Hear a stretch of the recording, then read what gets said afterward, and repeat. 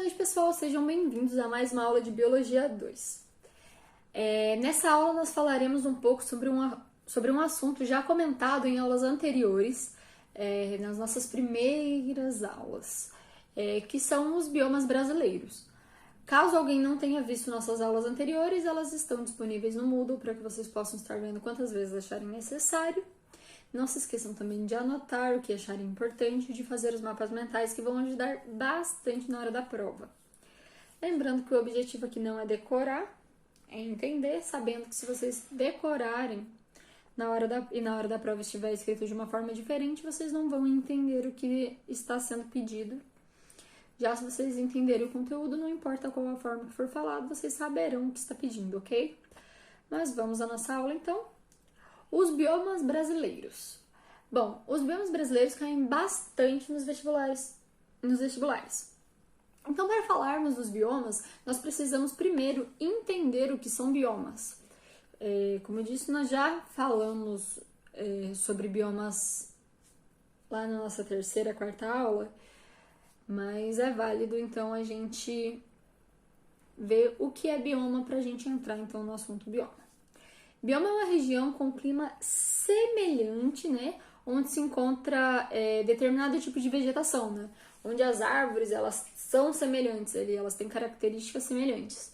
Isso se dá devido ao clima local, junto com vários fatores que fazem, durante milhões de anos, fazem aquela vegetação se adequar àquele ambiente, ok?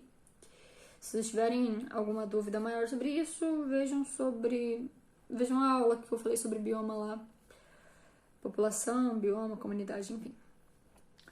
No Brasil, nós temos 6 biomas principais, que são o bioma Amazônia, a Caatinga, o Cerrado, o Pantanal, a Mata Atlântica e os Pampas.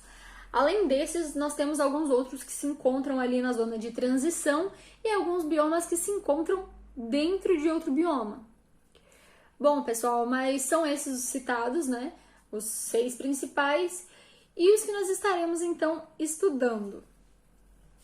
Bom, gente, como nós podemos ver, o maior bioma brasileiro é o bioma Amazônia. Ele corresponde a aproximadamente 40% de todo o território brasileiro. Como nós vimos lá no ciclo da água, é graças à numerosa quantidade de árvores, né, que temos tanto potencial de chuva causado por nossos rios aéreos. Caso alguém não tenha visto, volte lá no ciclo da água, que eu tô falando sobre isso, a influência da floresta amazônica. Bom, pessoal, a Amazônia possui períodos de chuva e períodos de seca, que duram aproximadamente 6 meses cada um dos períodos.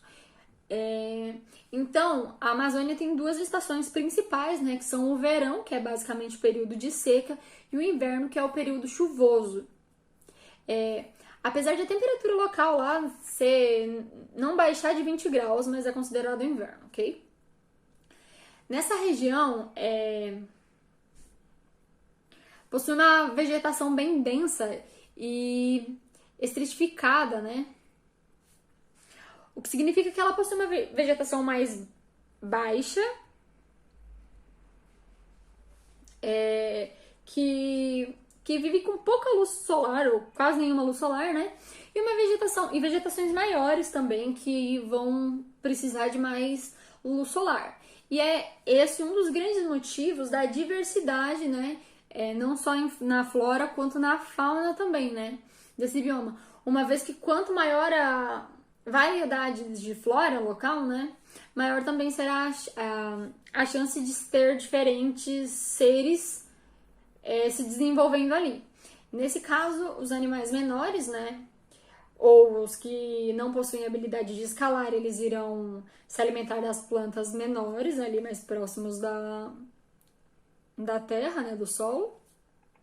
Enquanto os seres maiores, ou os que possuem habilidade de escalar as árvores, eles irão se alimentar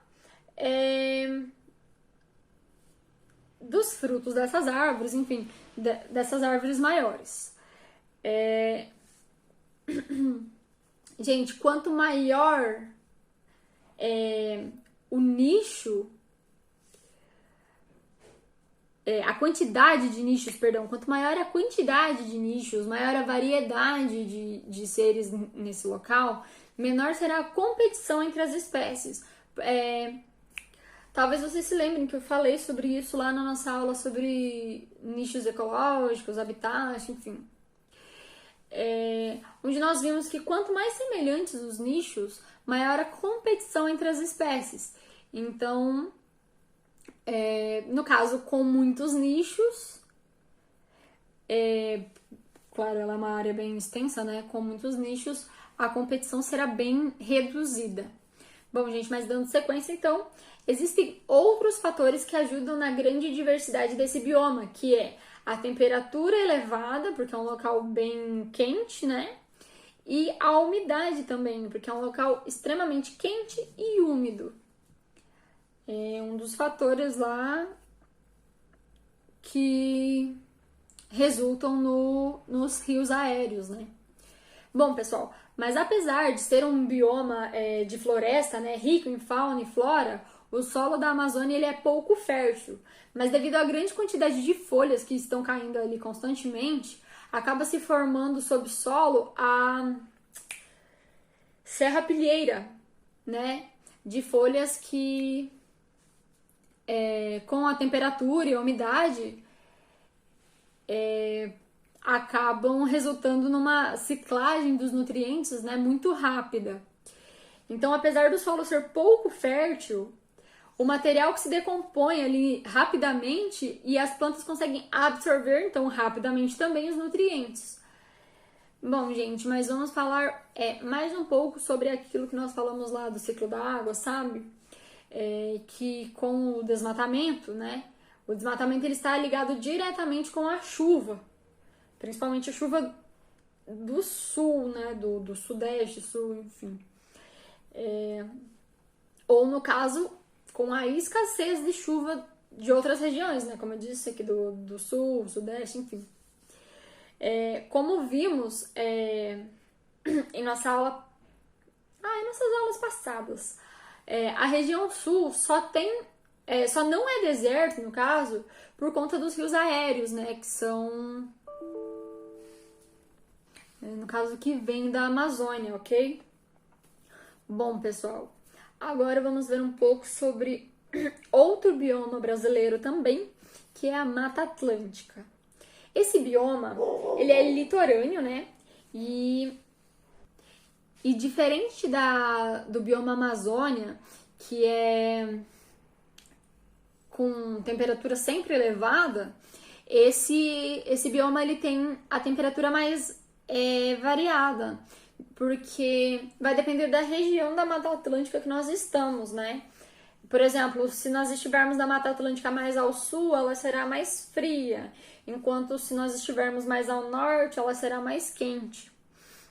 Porque ela basicamente cruza o Brasil aqui na área litorânea, ok?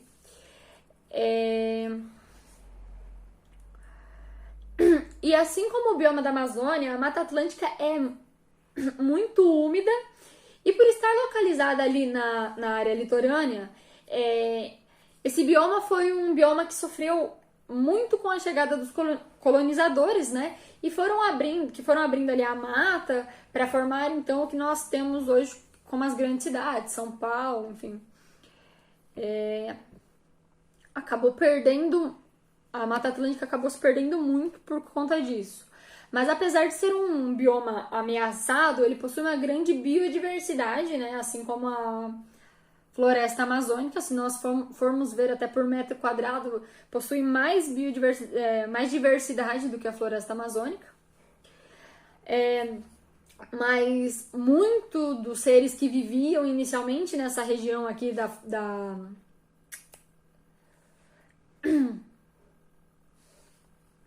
Mata Atlântica já foram extintos ou estão beirando a extinção, o que é normal, só que o homem ele acabou acelerando esse processo. Bom, e aí nós vemos a necessidade então, né, quando nós vemos que o homem ele está acelerando vários processos, aqui nós vemos a necessidade então da preservação dessas áreas, né? Onde o homem então não pode mexer, não pode desmatar, poluir, enfim. Acontece, pessoal, que nas áreas próximas, então, a essas reservas, nós temos o crescimento das cidades.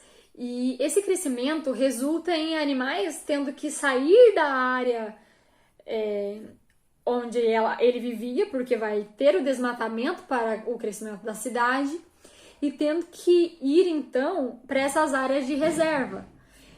Esse animal que estava vivendo na área dele aqui, tendo que ir para outra área, vai aumentar então a competição por espaço, por parceiro, por alimento.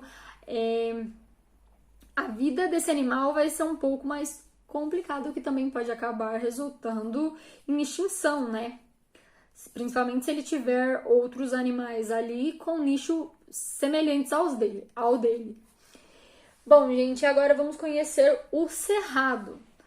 O cerrado ele possui o solo avermelhado, né, que se dá devido à abundância em alumínio e ferro. A sua vegetação ela é formada em sua maioria por plantas perenes, e essas plantas elas são adaptadas contra queimadas. Mas como assim adaptadas contra queimadas, né? Bom, essas plantas elas possuem raízes mais profundas, né? Para, no caso, se ali na superfície a planta foi queimada, posteriormente ela consiga se manter viva, ela passe a brotar novamente. Além disso, ela possui uma biodiversidade considerável também, né? Não é como a Mata Atlântica ou como a Amazônica, mas ela possui então uma biodiversidade considerável. E para finalizar, não, perdão. E agora nós vamos falar um pouco sobre a Caatinga, que é um bioma pequeno, né? E exclusivo do Brasil, que tem períodos longos de seca, né? Que são períodos podem durar de alguns meses para anos. E esse período de seca duradoura faz com que nessa região surjam plantas adaptadas, então, à seca extrema, né? Que são plantas que têm capacidade de armazenamento de água, né? Como os cactos, que nesse caso possuem folhas adaptadas como espinhos. E esses espinhos eles ajudam a planta a não perder água. O solo da Caatinga ele possui muitos minerais, né? Porém, como ele possui pouca matéria orgânica, o solo é de difícil cultivo. E além dos fatores aqui, então, que nós estamos vendo em relação à seca extrema, à falta de matéria orgânica, a falta de outros tipos de vegetação na Caatinga, é válido também que vocês estejam estudando, que vocês parem para estudar, para dar uma olhada nos fatores sociológicos ali da Caatinga, né? Porque é um assunto que também cai bastante no Enem, que é relacionado à falta de alimento para a população que mora na Caatinga, a falta de água, o descaso do governo com essa população, a falta de instrução também desse pessoal que mora ali, enfim. Então, é importante que além dos fatores biológicos aqui, dos fatores do bioma mesmo, que vocês aprendam sobre o bioma, que vocês entendam sobre o bioma, é importante que vocês se preparem também em relação aos fatores sociológicos aqui da região, ok? Lembrando, é uma região extremamente quente, a presença de água é mínima, a população que vive lá precisa geralmente de caminhão-pipa para conseguir sobreviver nesse local, a vegetação não vem direito, os animais também são escassos, né? Animal, gado, carne, enfim, por conta da falta de vegetação, da falta de condição de criar esses animais ali.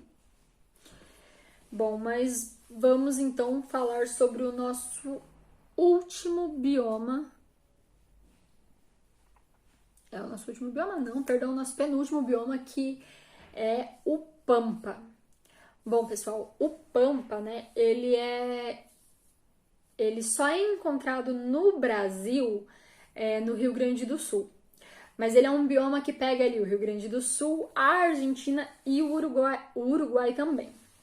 O solo do Pampa, ele é extremamente fértil, né?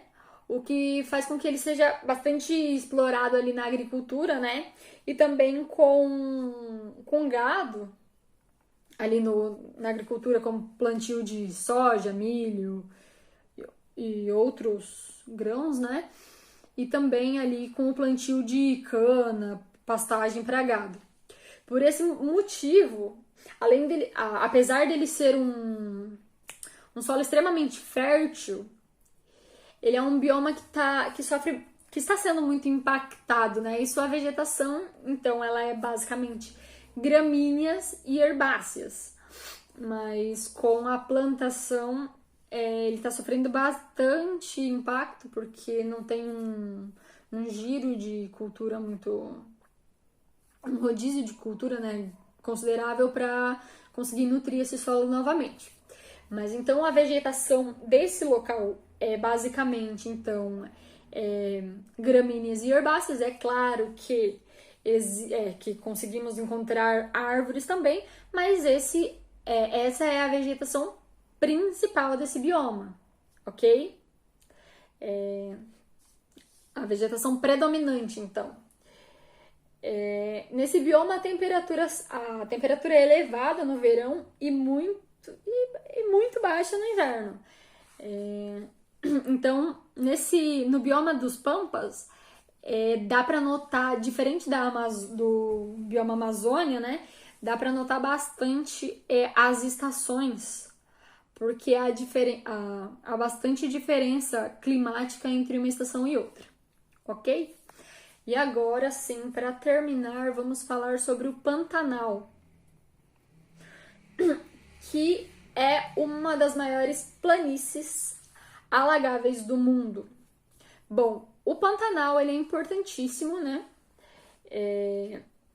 Porque ele é refúgio de aves migratórias que vêm dos Estados Unidos, enfim, que param aqui para ir para outros cantos, enfim. E também ele tem uma biodiversidade considerável também, né? Devido às águas, devido às matas também. Ultimamente ele tem sofrido bastante impacto, né? Devido a não só a Amazônia também, mas o Pantanal também, com queimadas, lavouras, desmatamento no geral. Também um pouco de gado, o que acaba prejudicando bastante o bioma. Os impactos, então, sofridos pelo Pantanal, né, irão impactar também, além, claro, dos seres que já vivem ali, da fauna, da flora local, irão impactar também essas aves migratórias, né? Além disso, outra coisa que é muito explorada no Pantanal é a pesca, né? Tem muita gente que vai para o Pantanal, de vários lugares do Brasil, vai para o Pantanal para pescar, porque no Pantanal tem uma diversidade considerável de peixes, né? Mas devido a essa abundância, então, de peixes, muitos pescadores acabam pescando também na época da piracema, né? Que é quando os peixes sobem o rio para fazer a desova ou para terem seus descendentes. A procriação, né? Para conseguirem a piracema, então, que é o processo de o período, perdão, de procriação. Bom, gente, mas então é isso em relação aos biomas. É bem básico o conteúdo, não é nada absurdo, não. Além desses biomas, como eu disse, existem outros biomas de transição, mas não são biomas muito explorados, né? Não são biomas consideráveis, assim, e também não caem no vestibular. Acredito que não seja muito relevante para nós agora, seria mais conteúdo para nós fixarmos, então seria mais complicado nós conseguirmos, fixar essa matéria. É bom que vocês marquem as características principais, porque geralmente cai. Lembrando que vestibular e Enem não é cite determinada circunstância em que vai acontecer determinada ação. Geralmente é um pouco mais complexo, então tentem focar bastante na ideia dos Enems e do vestibular na hora de fazer, inclusive, os seus mapas mentais, as suas anotações. Bom, pessoal, então nós vamos ficar por aqui. Se vocês tiverem interesse de ver sobre os outros biomas, vocês podem estar me mandando mensagem que eu disponibilizo para vocês no nosso grupo. Qualquer dúvida que tenha ficado a respeito da nossa aula de hoje ou das anteriores, vocês podem entrar em contato comigo, que eu estou à disposição. Eu agradeço pela presença e até a nossa próxima aula, então.